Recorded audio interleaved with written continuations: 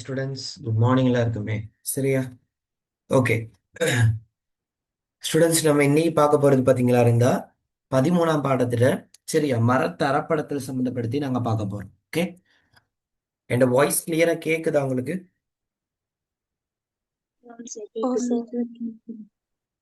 Okay, சரி. So students நல்லா கவனிச்சுக்கோங்க. சரி தானே? இப்ப நம்ம ஒரு பக்கம் 13ஆம் பாடம் படிச்சுட்டு இருக்கோம், இன்னொரு பக்கம் 12ஆம் பாடம் படிச்சுக்கிட்டு இருக்கோம். ஓகே, ஸோ இந்த 13ஆம் பாடம் இன்னும் ஒரு 2 கிளாஸ்ல முடிஞ்சிடும். ஓகே, அதுக்கப்புறம் நான் 15ஆம் பாடம் 14ஆம் பாடம் ஸ்டார்ட் பண்ணுவோம். அது மாதிரி எப்படியும் உங்களுக்கு இந்த 3 மாசத்துக்குள்ள பார்த்தீங்கன்னா உங்களோட சிலபஸ் முடிஞ்சிடும். ஓகே, நான் முடிஞ்ச அளவுக்கு உங்களுக்கு எக்ஸ்ட்ரா கிளாஸ் சரி போட்டு சிலபஸை முடிச்சு தந்துடுறேன். ஆனால் தயவு செஞ்சு எல்லாருக்கிட்டையும் கேட்டுக்கொள்றது, ஓகே, முடிஞ்ச அளவுக்கு நீங்கள் என்ன செய்யுங்க அப்படின்னு கேட்டால் படித்த விஷயத்தை திருப்பி படிச்சிருங்க. அவ்வளோதான் நம்ம உங்ககிட்ட கேட்டுக்கொள்ள முடியும். சரிதானே? ஓகே, அடுத்தது நாங்கள் இன்னைக்கு படிக்க போகிறது மரத்தரப்படத்தில் சம்மந்தப்படுத்தி படிக்க போகிறோம். 3வது தேர்ச்சி மட்டம். ஃபர்ஸ்ட் தெரிஞ்சு வச்சுக்கோங்க, ஒரு அரிமர வணிகத்தின் போது ஒரு அரிமரத்தின் பண்புகளை அடிப்படையாக கொண்டு அந்த அரிமரத்தை வகைப்படுத்தல் என்பதுதான் அரிமர தரப்படுத்தல். ஃபர்ஸ்ட் தெரிஞ்சு வச்சுக்கோங்க, தரப்படுத்தல் அப்படின்றது இங்கிலீஷ்ல சொல்லுவாங்க. 2 விஷயமா சொல்லுவாங்க, 2 பேர் இருக்கு. சிலவங்க சார்ட்டிங்னு சொல்லி சொல்லுவாங்க, சிலவங்க ஸ்டாண்டர்டைசேஷன் சொல்லி சொல்லுவாங்க. 2 ஒன்று தான். அரிமர பதப்படுத்தல்ன்றது வேற, தரப்படுத்தல்ன்றது வேற. தரப்படுத்தல்ன்றது என்ன தெரியுமா? ஒரு அரிமரத்தின் பண்புகளை அடிப்படையாக கொண்டு, எப்படி ஒரு அரிமரத்தின் பண்புகளை அடிப்படையாக கொண்டு அந்த அரிமரத்தை வகைப்படுத்துறது தான் தரப்படுத்துறது. இப்ப ஒரு உதாரணத்துக்கு நாங்க ஒரு விஷயத்த இது இது A type, B type, C type அப்படின்னு சொல்லி பிரிக்கிறோம் தானே. ஏதோ ஒரு இயல்புட அடிப்படையில் தானே பிரிக்கிறோம், அது ஏ டைப், பி டைப், சி டைப்னு சொல்லிட்டு. இல்லைங்கதா? இப்ப உதாரணத்துக்கு ஒரு பழத்தை எடுத்துக்கொள்றோம். இந்த பழத்து ஒரு ஒரு 3 பழம் இருக்கு. அந்த மூணு பழத்துல நல்லா நல்லா பழுத்த, என்ன சொல்றது, நல்லா இயல்புகளையுடைய பொறிமுறை சேதங்கள் இல்லாம நல்லா ஃப்ரெஷ்ஷா இருக்கிற பழத்தை ஏல போடும். ஓரளவு ஃப்ரெஷ்ஷா இருக்க பழத்தை பின்றதுல போடும். ஃப்ரெஷ்ஷாவே இல்லாத பழத்தை சீல போடும். அப்ப இந்த மாதிரி வகைப்படுத்துறோம் தெரியுமா? அதுக்கு பேர் தான் தரப்படுத்தல். அப்ப தரப்படுத்தல்ன்றது எப்ப நடக்கிறதுனா, வர்த்தக ரீதியாக அரிமரத்தின் பண்புகளை அடிப்படையாக கொண்டு அரிமரத்தை வகைப்படுத்தல் தான் அரிமர தரப்படுத்தல். மறந்துடாது, அரிமரத்தின் பண்புகளை அடிப்படையாக கொண்டு அரிமரத்தை வகைப்படுத்தல் தான் அரிமர தரப்படுத்தல் எனப்படுகின்றது. அப்ப அரிமர தரப்படுத்தலின் பிரதான நோக்கங்கள் வருமாறுனா, முதலாவது என்ன நோக்கம் தெரியுமா? அரிமர தரப்படுத்தலிடம் பிரதான நோக்கம் என்னன்னு கேட்டீங்கன்னா, தேவைக்கேற்ப அரிமரத்தை தெரிவு செய்வது இலகு. அதென்ன தேவைக்கேற்ப அரிமரத்தை தெரிவு செய்வது இலகுனா? இப்ப நீ கட்டட நிர்மாணிப்புக்கோ, ஓகே, கட்டட நிர்மாணிப்புக்கு பயன்படுத்துற மரங்களா இருந்தா நீ பெரும்பாலும் ஏ டைப், பி டைப்ல தான் தெரிவு செய்வ. வேணாங்கதா?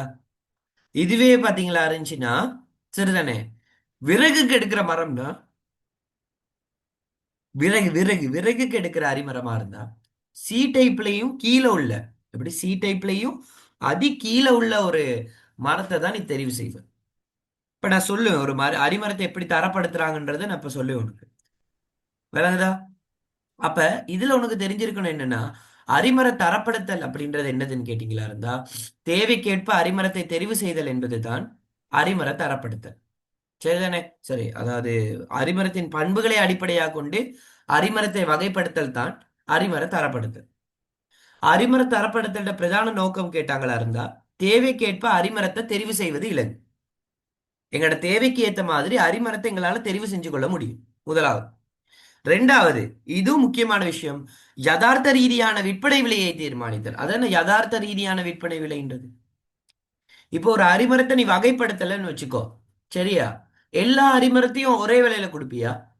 நல்ல தரமுடைய ஒரு அரிமரத்தையும் உதாரணத்துக்கு சொல்றேன், நல்ல தரமுடைய அரிமரம் ஒரு ஒரு ஒரு டன் அரிமரத்தை பத்தி அறிஞ்சுன்னா ஒரு 1,00,000 ரூபாய்க்கு நீ கொடுக்குறேன்னு வை.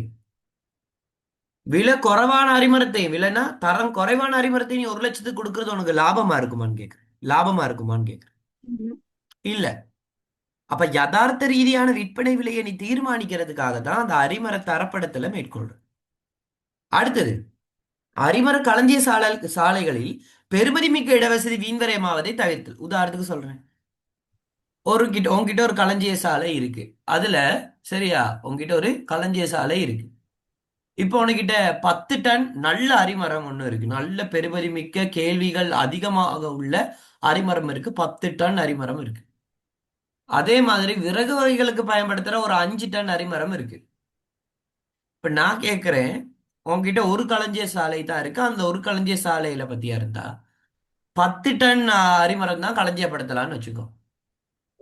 சரியா? நீ என்ன செய்வ? இதுல ஒரு 5 டன், அதுல ஒரு 5 டன் களஞ்சியப்படுத்துவியா?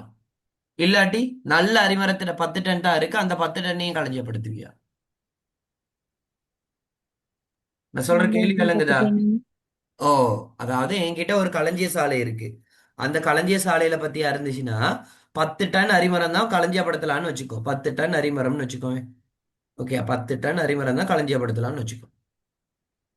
என்கிட்ட நல்ல கேள்விகள் உடைய 10 டன் அரிமரம் ஒண்ணு இருக்கு. சரியா? அதே மாதிரி விறகுக்காக பயன்படுத்துற 5 டன் அரிமரம் இருக்கு. சரி, இப்ப நீ என்ன செய்வதுல? இந்த களஞ்சிய சாலையில களஞ்சியப்படுத்துற என்ன செய்வ? நல்ல உள்ளதுல 5 டன், மிச்சம் உள்ள இந்த விறகுல 5 டன் அப்படியா களஞ்சியப்படுத்துவ? ஆ? இது 10 டன்னா? இல்ல, இருக்கிற நல்ல, அதாவது நல்ல கேள்விகள் மிகுந்த 10 டன், நல்ல கேள்விகள் மிகுந்த, எங்களுக்கு லாபத்தை ஏற்படுத்தக்கூடிய அரிமரம் 10 டன் இருக்குதானே, அதைத்தான் நீ என்ன செய்வ? களஞ்சிய சாலைக்கு முக்கியத்துவம் கொடுப்ப.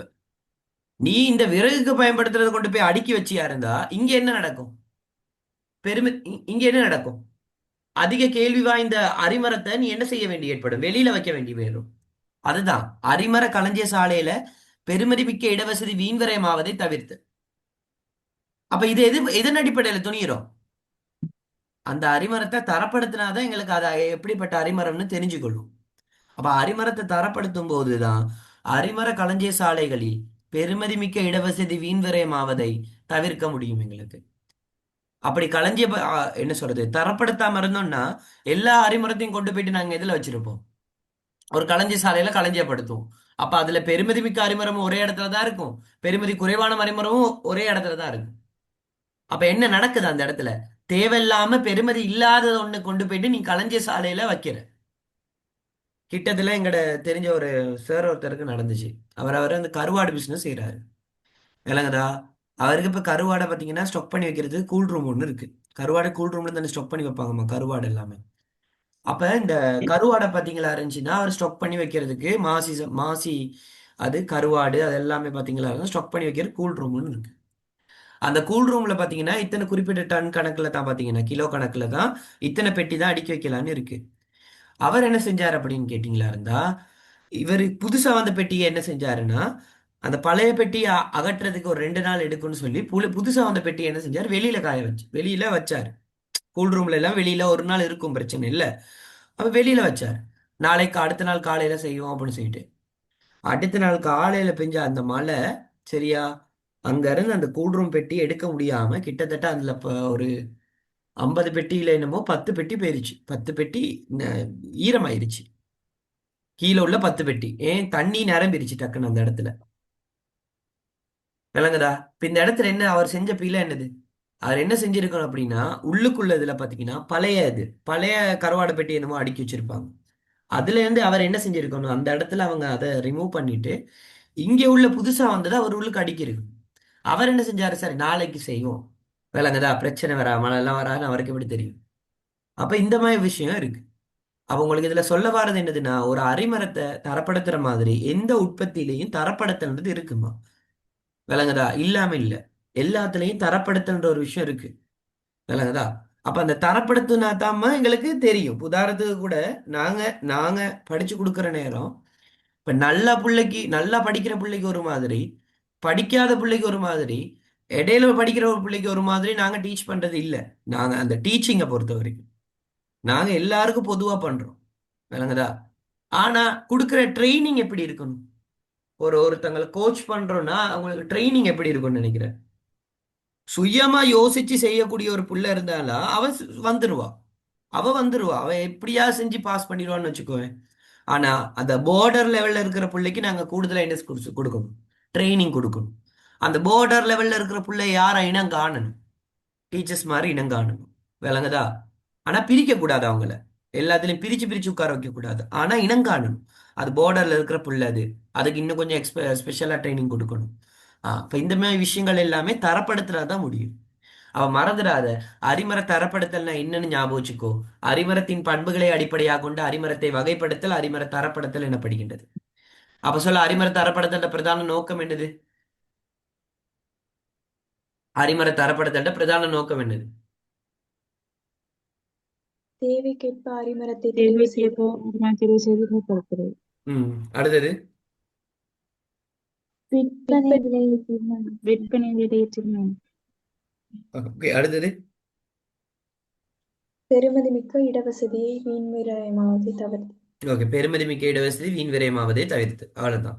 இது மூணு தான் அரிமர தரப்படுத்தல் அவசியம். சரி, நோக்கம். இப்ப நாங்க பார்க்க போறது அரிமர தரப்படுத்தல் அவசியம். என்ன அவசியம்? அது என்ன அவசியம்? ஏன் அரிமரத்தை தரப்படுத்தணும்? அரிமரத்தமா நாங்க தரப்படுத்தினாதான் அரிமரத்தின் விற்பனை விலையை தீர்மானிக்க முடியும். இந்த இருக்கு. அப்ப அரிமரத்தை எந்தெந்த விஷயத்துக்கு அமைவாக தரப்படுத்த போறீங்கன்னா, அரிமர விளைச்சல். எந்த அரிமரம் அதிகமா விளைச்சல் தருதோ அது அதிக டிமாண்ட் உள்ளது. அதே மாதிரி தாவர இனத்துக்கு அமைவாக. அடுத்தது தண்டெண்ட சுற்றளவுக்கு அமைவாக. இதுக்கு அமைவாக தான் அரிமரத்தை தரப்படுத்தும். அப்ப நோட் பண்ணிக்கோ. அரிமரத்தை தரப்படுத்துறது எதன் அடிப்படையில் கேட்டா இந்த மூணு விஷயத்து அடிப்படையில தான். அரிமர விளைச்சல், தாவர இனம், தண்டெண்ட சுற்றளவு. இன்னும் இருக்கு அரிமர தரப்படுத்துறதுக்கு நாங்க பயன்படுத்துற காரணிகள். மெயினா நாங்க அரிமரத்தை தரப்படுத்துறது இந்த விஷயங்கள் அடிப்படையில தான். இந்த விஷயங்கள் அடிப்படையில் அரிமரத்தை தரப்படுத்தி அந்த விலையை நாங்க தீர்மானிச்சு கொள்ளலாம். அப்ப உனக்கு தெரியணும், அரிமரத்தின் விளைச்சல், தாவர இனம், தண்டின் சுற்றளவு. இதன் அடிப்படையில தான் எது தீர்மானிக்கப்படுது அப்படின்னு கேட்டா அரிமரத்தின் விலை தீர்மானிக்கப்படுது. சரியா? அரிமரத்தின் எது தீர்மானிக்கப்படுது? விலை தீர்மானிக்கப்படுது. அப்ப அரிமரத்தின் விலை தீர்மானிக்கிறதா இருந்தா அந்த விலையை தீர்மானிக்கிறது கட்டாயம் அரிமரத்தை என்ன செய்யணும்? நாங்க தரப்படுத்தணும். அப்ப உங்களுக்கு ஒரு கேள்வி, அரிமரத்தின் விலை தீர்மானிப்பதில் செல்வாக்கு செலுத்துற காரணிகள் அப்படின்னு கேட்டா என்னது? அரிமரத்தின் விலையை தீர்மானிப்பதில் செல்வாக்கு செலுத்துற காரணிகள் கேட்டா என்னது? அரிமர அரிமர விளைச்சல், விளைச்சல், தாவர இனம், தண்டின் சுற்றளவு. ஓகே, இது கட்டாயம் ஞாபகத்துல வச்சுக்கோ. இது ஒரு பாஸ் பேப்பர்ல, சாரி மாடல் பேப்பர்ல வந்துச்சு. திருப்பி சொல்றேன், இது ஒரு மாடல் பேப்பர்ல வந்துச்சு. ஓகேயா? சோ அதனால தயவு செஞ்சு சொல்றேன், இதை கட்டாயம் ஞாபகத்துல வச்சுக்கோ. சரிதானே? ஓகே. அப்ப அரிமர தரப்படுத்தல் அவசியம்னு கேட்டா இதுதான் அவசியம். அடுத்தது, அரிமர தரப்படுத்தும் போது அரிமரத்தில் உள்ள பழுதுகளுக்கு விலையை குறைத்தலானது விதிக்கப்பட்டுள்ள திட்டவட்டமான சட்ட திட்டங்களுக்கு அமைய இடம்பெறுவதில்லையாதலும் அரிமர தரப்படுத்துபவர் கருதும் தனிப்பட்ட நியமங்கள் பண்புகளை தழுவியே செயற்படுகின்றமையாலும் ஒரு குறித்த அரிமர குற்றியை இருவேறு தரப்படுத்தும் தனியாள்கள் வெவ்வேறாக இரண்டு தரங்களின் கீழ் தரப்படுத்த இடம் உண்டாதலால் முழுமையான அரிமர தரப்படுத்தல் அவசியமாகின்றது.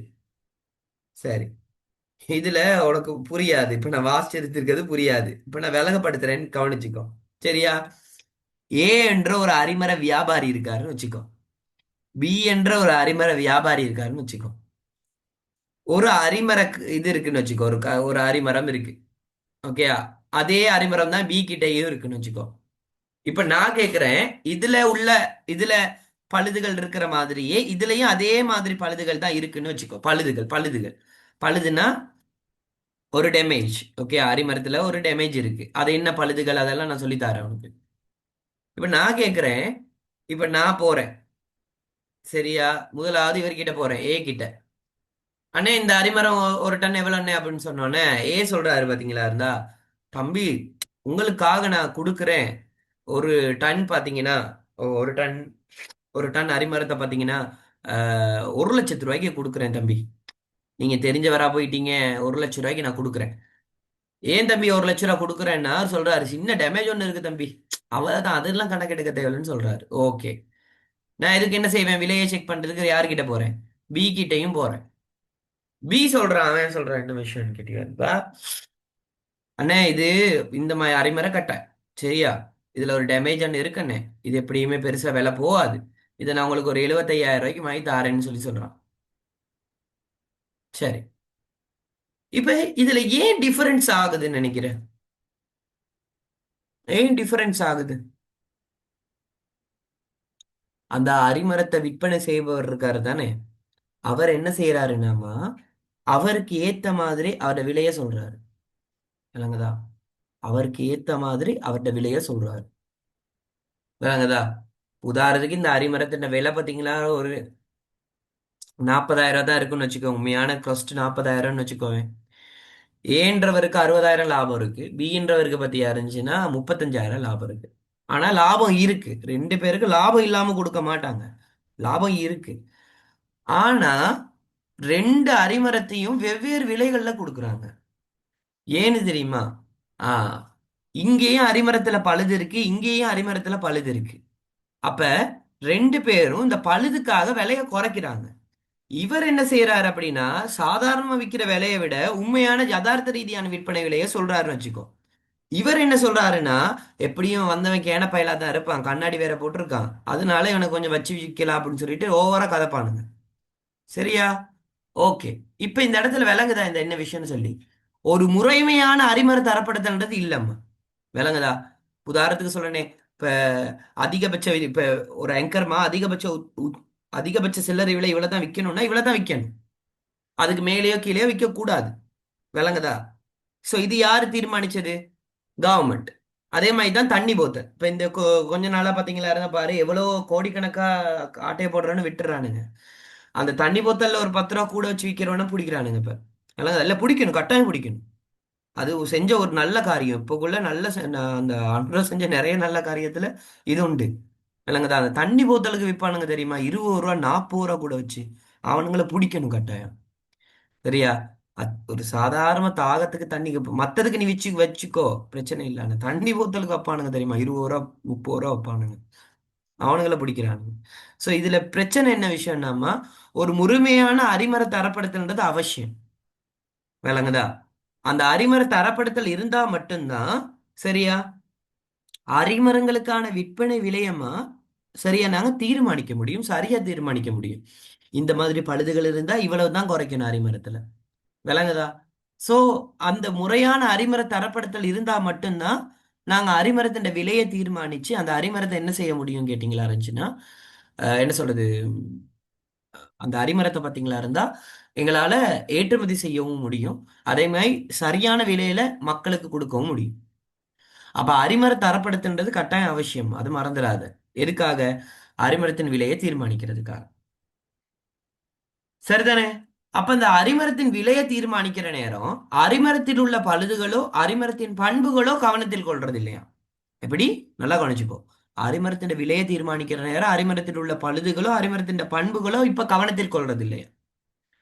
அவங்க மெயினா டார்கெட் பண்றது எது தெரியுமா? அரிமரம் எவ்வளவு விளைச்சல் தருது, எவ்வளவு தாவர இனங்களை தருது, எந்த மாதிரி தாவர இனம், தண்டின சுற்றளவு எப்படி இருக்கு, இதன் அடிப்படையில தான் அரிமரத்தின் விலையை தீர்மானிக்கிறாங்களே தவிர அரிமரத்தில் உள்ள பழுதுகளையோ அரிமரத்தின் பண்புகளையோ கவனத்தில் கொள்றது இல்லையா? ஏன் தெரியுமா? இதுல என்ன பிரச்சனை இருக்குன்னா, சிலவனுங்க அந்த அரிமரத்தின் பழுதுகள் இருந்தா கூட்டுறது, அந்த குறைக்கிறது, இந்த மாதிரி விஷயங்கள் கொஞ்சம் செய்யறாங்க தானே, விலை குறைவா கொடுக்கறது, அந்த மாதிரி விஷயங்கள் செய்யறனால ஒரு திட்டவட்டமா ஒரு சட்டத்திட்டம் ஒண்ணு இல்லை எங்களுக்கு. அப்போ ஒரு திட்டவட்டமான ஒரு சட்டத்திட்டம் இல்லைனால ஒருத்தர் குறைவா விலையை குறைக்கிறது குறைவா இருக்கும், சிலவர் நல்ல விலையை குறைப்பாரு, இந்த மாதிரி பிரச்சனைகள் இருக்கு. அப்ப இருவேறு தரப்படுத்தும் தனியாள்கள் வெவ்வேறாக இரண்டு தரங்களின் கீழ் தரப்படுத்த இடம் உண்டாததால் முறைமையான அரிமர தரப்படுத்தல்ன்றது ஒரு அவசியமாகின்றது. இது ஸ்ரீலங்கா நாட்டுக்கு கட்டாயம் இந்த தரப்படுத்தல்ன்றது அவசியம். ஓகேயா? தரப்படுத்தல் எதுக்காக அவசியம்னா அரிமரத்தின் விலையை தீர்மானிக்கிறதுக்காக. விளங்குதா? அடுத்தது தரப்படுத்தல முக்கியத்துவம். அரிமர தரப்படுத்தல முக்கியத்துவம் என்னன்னு கேட்டீங்கன்னா, முதலாவது முக்கியத்துவம், அரிமரத்தை கொள்வனவு செய்பவர், விற்பனை செய்பவர் மற்றும் கொள்வனவு செய்பவர், விற்பனை செய்வர் மற்றும் வினையோருக்கு இல்ல. இதை வெட்டிடுங்க. ஓகேயா? விற்பனையோருக்கு. ஓகே, விற்பனை செய்பவருக்கு. இதுல வர விற்பனை செய்பவருக்கு.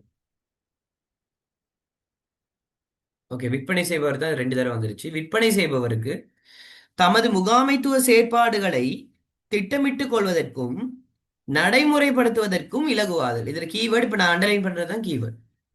நல்லங்களா? இப்ப நான் அண்டர்லைன் பண்றதுதான் கீவேர்டு. ஒரு அரிமரத்தை தரப்படுத்துற முக்கியத்துவம் என்னதுன்னு கேட்டாங்களா இருந்தா, விற்பனை செய்பவருக்கும் கொள்வனவு செய்பவருக்கும் தனது முகாமைத்துவ செயற்பாடுகளை திட்டமிட்டுக் கொள்வதற்கும் நடைமுறைப்படுத்துறதுக்கும் இலகு. அரிமரத்தை தரப்படுத்தி வச்சுக்கிட்டா ஏன் ஈஸியா மேனேஜ் பண்ணிக்கொள்ளலாம். அவங்க என்ன தேவைக்கு வாராங்களோ அவங்களுக்கு அந்த தேவை அரிமரை மட்டும் காட்டலாம். எல்லாத்தையும் காட்டின குழம்பிடுவாங்களேம்மா. விளங்குதா? அப்ப விற்பனை செய்பவருக்கு தண்ட முகாமைத்துவ செயற்பாடுகளை மற்றும் திட்டமிட்டுக் கொள்வதற்கும் நடைமுறைப்படுத்துறதுக்கும் இலகுவா இருக்கிறது. விளங்குதா? அதாவது தண்ட மேனேஜ்மெண்ட் ஆக்டிவிட்டீஸை பிளான் பண்றதுக்கும் அதை எக்ஸிக்யூட் பண்றதுக்கும் ஈஸியா இருக்கும். அப்ப முகாமைத்துவ செயற்பாடுகளை பார்த்தீங்கன்னா திட்டமிட்டுக் கொள்வதற்கும் நடைமுறைப்படுத்துறதுக்கும் இலகு அரிமரத்தை தரப்படுத்தி வச்சிருந்தா. அடுத்தது, அரிமர களஞ்சிய சாலைகள்ல தரம் குறைவான அரிமரத்தை களஞ்சியப்படுத்துவதன் விளைவாக பெருமதிமிக்க களஞ்சிய இடவசதி வீண்வரையமாவதை தவிர்த்தல். இது ஏற்கனவே நான் சொல்லி கொடுத்தேன் உனக்கு. அரிமர களஞ்சிய சாலையில தரம் குறைவான அரிமரத்தை நீ களஞ்சியப்படுத்துறதுனால பெருமதிமிக்க களஞ்சிய இடவசதி வீண்வரையமாவதை உன்னால தவிர்த்து கொள்ளலாம். விளங்குதா? அப்ப அரிமர களஞ்சிய சாலைகள்ல பாத்தீங்களா இருந்தா தரம் குறைவான அரிமரத்தை நீ களஞ்சியப்படுத்தினா பெருமதிமிக்க இடவசதி என்ன நடக்கும்? வீணா போகும். அப்ப ஒரு தரமான அரிமரத்தை நீ என்ன செய்ய முடியும்? களஞ்சியத்துல களஞ்சியப்படுத்த முடியும். சரியா? அடுத்தது, அரசாங்க அரிமர கூட்டு தாபனம். சரியா? அரசாங்க அரிமர கூட்டு தாபனம் அரசுக்கு சொந்தமான மரங்களை தரித்து விற்பனை செய்த பின்னர் அதற்குரிய திணிவு பங்கை அரசுக்கு செலுத்தும் போது அதன் விலையை தீர்மானிப்பதற்கு தரப்படுத்தல் அவசியம். அப்படின்னு என்ன தெரியுமா? இப்ப நாங்க இங்க அரிமரத்தை எல்லாமே எங்க இருந்து வெட்டுறோம்? காடுகள்ல இருந்து வெட்டுறோம். காடுகள்ன்றது வெட்டுற நேரம் நாங்க எவ்வளவு அரிமரத்தை நாங்க வெட்டுறோமோ அந்த வெட்டுறதுல ஒரு குறிப்பிட்ட பங்கு நாங்க அரசாங்கத்துக்கு செலுத்தணும் கட்டாயம். இது உண்மை. அரசாங்கத்துக்கு செலுத்தணும் தான். அதை கட்டுப்படுத்துறது இதுதான் அரிமர கூட்டுத்தாபனம். விளங்குதா? நான் ஒரு காட்டுல இருந்த ஒரு செயற்கையாவோ இயற்கையான காட்டுல இருந்து நான் இதை வெட்டுறேன் அப்படின்னா அரிமரத்தை வெட்டுறேன்னா இந்த தேவைக்காக அரிமரத்தை வெட்டி கொள்றேன். அரிமரம் எத்தனை டன் வெட்டுறனோ அந்த டன்னுக்கு பத்தியா இருந்துச்சுன்னா கட்டாயம் நான் என்ன செய்யணும் அப்படின்னு கேட்டியா இருந்தா ஒரு திணிவு பங்கு கொடுக்கணும். திணிவு பங்குன்னா ஒரு ஒரு அளவு நம்ம கொடுக்கணும். விளங்குதா? அப்போ ஒரு குறிப்பிட்ட பங்கு நாங்க அதுக்கான குறிப்பிட்ட பங்குக்கு நாங்க விலையை கொடுக்கணுன்றதுக்காக சரியா கட்டாயம் அரிமரத்தை தரப்படுத்தணும். அப்படி அரிமரத்தை தரப்படுத்தினாதான் ஒரு தேக்கு மரம் வெட்டிருக்கியா தேக்கு மரத்துக்கு இத்தனை பெர்சன்டேஜ், கருங்காலி வெட்டிருக்கியா கருங்காலிக்கு இத்தனை பெர்சன்டேஜ், பலாமரம் வெட்டிருக்கியா பலாமரத்துக்கு இத்தனை பெர்சன்டேஜ். இந்த மாதிரி அரிமரத்தை தரப்படுத்தினா மட்டும்தான் அதை ஈஸியா என்ன செய்ய முடியும்? அரசுக்கு சொந்தமான அந்த மரங்களை நாங்க வெட்டும் போது சரியா அந்த அரசுக்கு குறிப்பிட்ட திணிவு பங்கு நாங்க செலுத்த வேண்டும். விளங்குதா? அப்ப அதண்ட விலையை தீர்மானிப்பதற்கு நாங்க என்ன செய்யலாம் அப்படின்னு கேட்டீங்கன்னா கட்டாய அரிமரத்தை தரப்படுத்தணும். அடுத்தது, வன பாதுகாப்பு திணைக்களம் அரசாங்க அரிமர கூட்டு தாபனம். நோட் பண்ணிக்கோ. இதுதான் அரிமர தரப்படுத்தல். ஓகே, நல்லா கவனிச்சுக்கோ. வன பாதுகாப்பு திணைக்களம் மற்றும் அரசாங்க அரிமர கூட்டு தாபனம் இது ரெண்டும் தான் இந்த அரிமரம் சம்பந்தப்பட்ட எல்லா விஷயத்தையும் கட்டுப்படுத்துறது. இந்த ரெண்டு அரசாங்க திணைக்களம் தான். ஒன்று வன பாதுகாப்பு திணைக்களம், அடுத்தது அரசாங்க அரிமர கூட்டுத்தாபனம். நோட் பண்ணிக்கோ, இது எக்ஸாம்ல கேட்டு வந்துச்சு. வன பாதுகாப்பு திணைக்களம், அடுத்தது அரசாங்க அரிமர கூட்டுத்தாபனம். இது ரெண்டும் தான் தனது வன முகாமைத்துவ நடவடிக்கைகளை நடைமுறைப்படுத்துவது இலகுவாகும். இந்த வன பாதுகாப்பு திணைக்களத்துக்கும் அரசாங்க அரிமர கூட்டுத்தாபனத்துக்கும் இந்த மாதிரி தரப்படுத்தலின் மூலமாக தண்ட வன முகாமைத்துவ நடவடிக்கைகளை பார்த்தீங்கன்னா நடைமுறைப்படுத்துவது இலகுவாக காணப்படும்.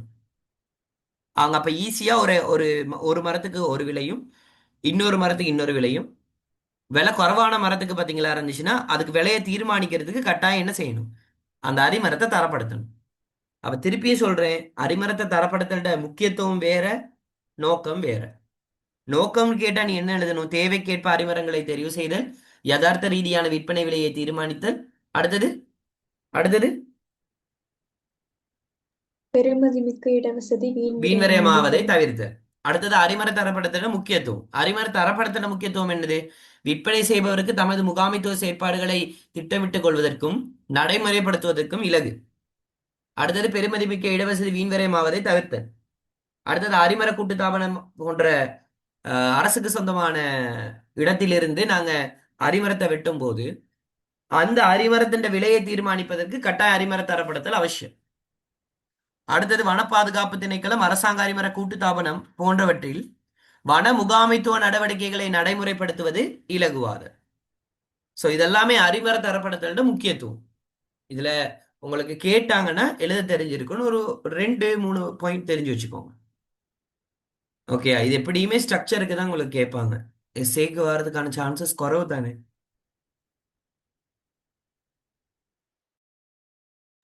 ஏன்னா பாயிண்ட்ஸ் எண்ணிக்கை குறைவா இருக்கு தானே.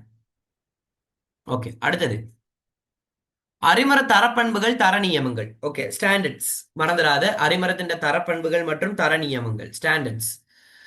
முதலாவது அரிமர குற்றியின் நீளம். அடுத்தது அரிமர குற்றியின் சுற்றளவு. அடுத்தது அரிமர குற்றியில் ஏற்படுற பழுதுகள். இதுதான் தர நியமங்கள்னு சொல்லி சொல்றோம். அது என்ன பழுதுகள்னா? அரிமரத்தில் உள்ள வெட்டுக்கள், அரிமரத்தின் வடிவம், அரிமரத்தின் நேரிய தன்மை, அரிமரத்தில் காணப்படுற வரிகள். வரிகள் நான் சொல்லி கொடுத்தேன் அரிமரத்தில் என்ன மாதிரி வரிகள் இருக்குன்னு. அடுத்தது அரிமரத்தின் தண்டில் வளைவு. இது எல்லாமே அரிமரத்தில் உள்ள பழுதுகள். அப்ப இந்த பழுதுகள் அடிப்படையில நாங்க ஒரு அரிமரத்தை வகைப்படுத்தலாம். அதே மாதிரி தர பண்புகள், தர நியமங்கள் அடிப்படையிலையும் அரிமரத்தை தரப்படுத்தலாம். ஆனா பழுதுகள் இப்ப பொறுத்த வரைக்கும் பழுதுகள் விற்பனை விலையை தீர்மானிக்கிறதுல கவனத்தில் கொள்ளப்படுறது இல்லை. விளங்குதா? ஆனா அரிமரத்தை வகைப்படுத்துறதுல கவனத்தில் கொள்றோம். விளங்குதா? அரிமரத்தை தரப்படுத்துறதுல பழுதுகளை கருத்தில் கொள்றோம். ஆனா விலையை தீர்மானிக்கிற நேரம் பழுதுகளை கருத்தில் கொள்றது இல்லை. அடுத்தது தண்டின் மேற்பரப்பு பழுதுகள். அப்ப மேற்பரப்புல என்னென்ன பழுதுகள் இருக்கு?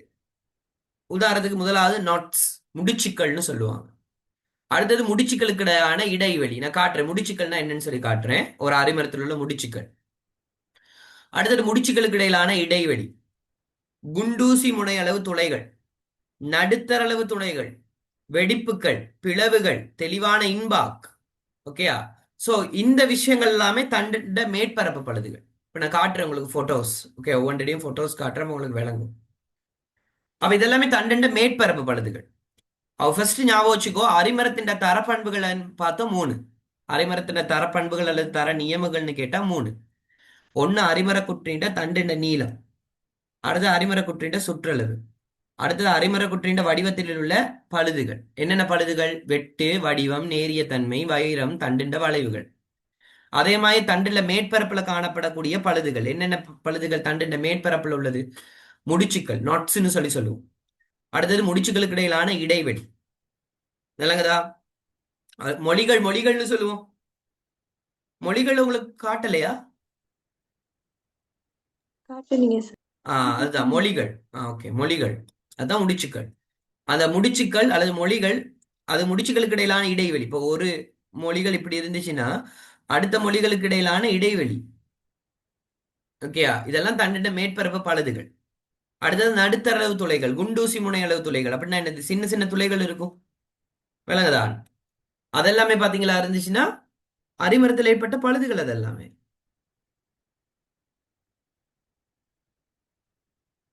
ஓகேயா?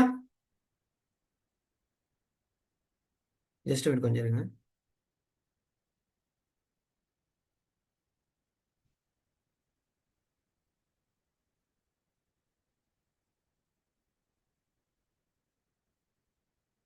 Okay okay.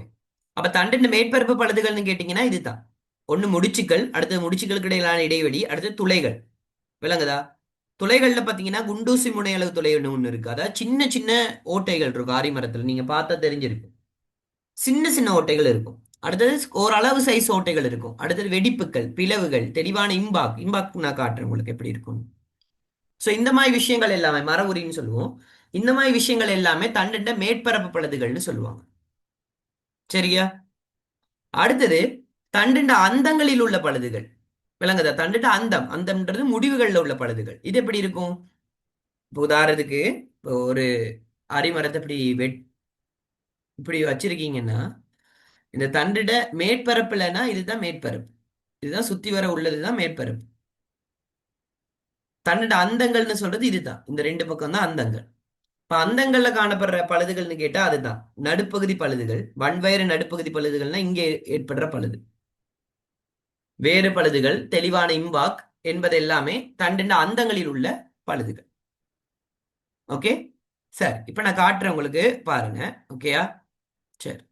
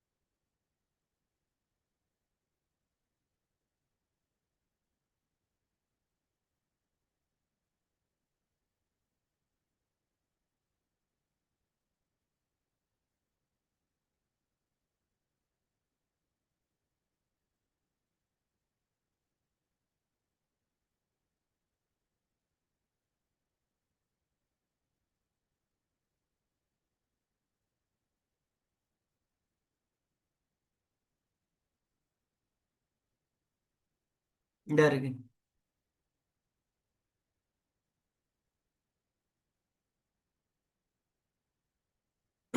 இதுதான் தண்டின் அந்தங்களில் உள்ள பழுதுகள். இங்க பாரு, இந்த இருக்கு. இதுதான் தண்டின் அந்தங்களில் உள்ள பழுதுகள். ஓகேயா? என்னென்ன மாதிரி பழுதுகள் இருக்குன்னு பாரு. இங்க பாரு, வெடிப்புக்கள். இங்க பாரு, இந்த வேலை செய்யறது யாரு தெரியுமா? இந்த மாதிரி வன்வேற பகுதியில இப்ப இந்த மாதிரி இப்படி ஓட்டைய துளைகளை போட்டுட்டு போற ஒரு பேர் யார் தெரியுமா? எந்த உயிரங்கி தெரியுமா? தெரியுமா? தண்டு துளைப்பான்னு ஒண்ணு இருக்கு. ஓகேயா? ஸ்டெம் போரர்னு ஒன்று ஒரு ஒரு பூச்சி இருக்கு. அது என்ன செய்யும்? இந்த மாதிரி தண்டுகளை அப்படியே துளைச்சு கொண்டு உள்ளுக்கு அப்படியே போகும். இப்படி இந்த மாதிரி துளைக்கப்பட்ட தண்டுகள்ட்ட எல்லாமே டிமாண்ட் குறைவாவே இருக்கும். அதோட டிமாண்ட் குறைவா தான் இருக்கும். சரியா? சோ இந்த மாதிரி பழுதுகள் இருக்கு. இங்க பாரு, இந்த இருக்கு மேற்பரப்புல உள்ள பழுதுகள். இங்க பாரு, இதுதான் அந்த நாங்க முடிச்சுக்கள்னு சொல்லி சொல்ற இடம். சரியா? சோ எப்படி இருக்குன்னு பாத்தியா? இதுதான் அந்த பழுதுகள்னு சொல்லி சொல்றது. இப்படிதான் அந்த பழுதுகள் வரும். இந்த இருக்கு, இங்க பாரு. ஓகே.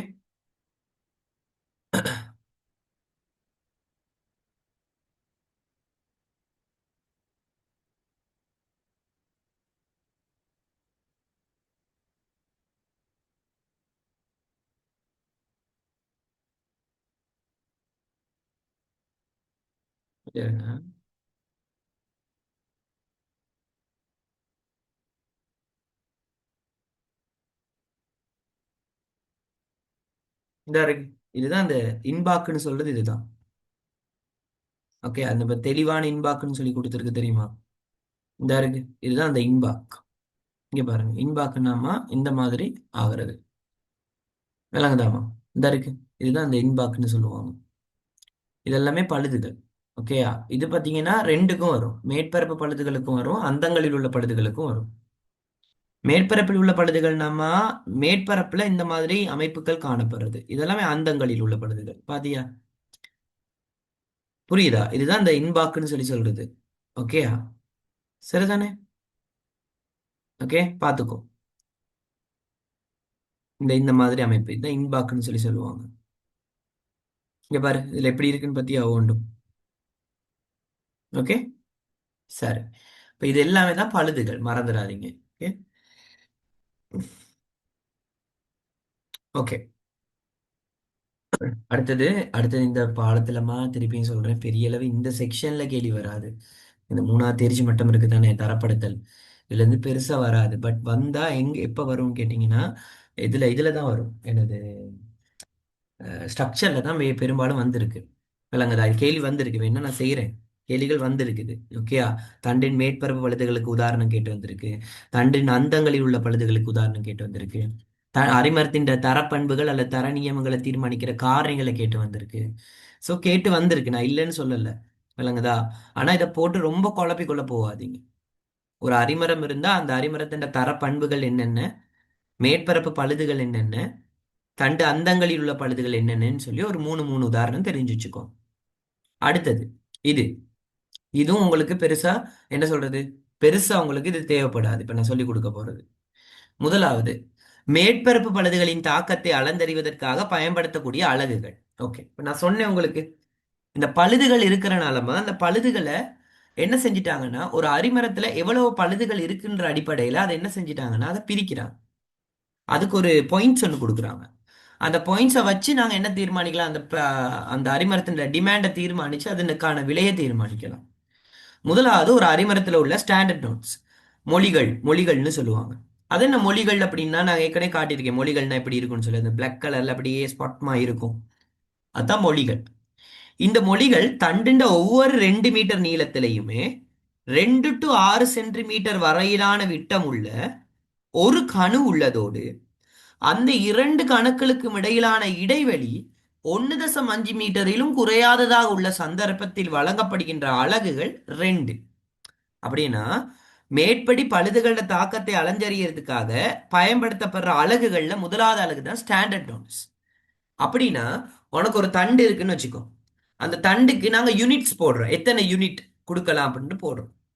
அப்போ உனக்கு ஒரு தண்டு இருக்கு, அரிமர தண்டு ஒண்ணு இருக்குன்னா, இந்த அரிமர தண்டுல 2 மீட்டர் நீளத்திலும், எப்படி தண்டுண்ட ஒவ்வொரு 2 மீட்டர் நீளத்திலையும், தண்டுண்ட ஒவ்வொரு 2 மீட்டர் நீளத்திலையும் 2 to 6 centimetre, okay, 2 to 6 centimetre வரையிலான விட்டமுள்ள ஒரு கணு இருக்கும். விளங்குதா?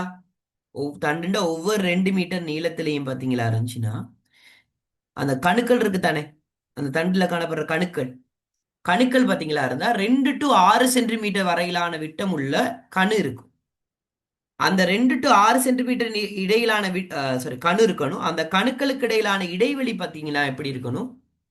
1.5 மீட்டரிலும் குறையாததாக இருக்கணும். விளங்குதா? 1.5 மீட்டரிலும் குறையாததாக இருக்கணும்னா என்ன அர்த்தம்? கிட்ட கிட்ட இருக்கணும்னு சொல்றாங்களா, தூரம் தூரம் இருக்கணும்னு சொல்றாங்களா? 1.5 மீட்டரிலும் குறையாததுன்னா என்ன அர்த்தம்? மினிமம் 1.5 மீட்டர் இருக்கணும். அப்ப மேக்சிமம் எவ்வளவு வேணாலும் அந்த கணக்குகளுக்கு இடையிலான இடைவெளி இருக்கலாம். அப்ப என்னைக்கு ஞாபகம் வச்சுக்கோ, ஒரு விஷயம் நான் சொல்றேன். ஸ்டாண்டர்ட் நோட்ஸ், மொழிகளுக்கு கொடுக்குற அலகுகள் எத்தனைன்னு கேட்டா 2 அலகுகள். இப்படி 2 அலகுகள் அங்க கொடுக்கணும்னா என்னென்ன விஷயம் இருக்கணும்?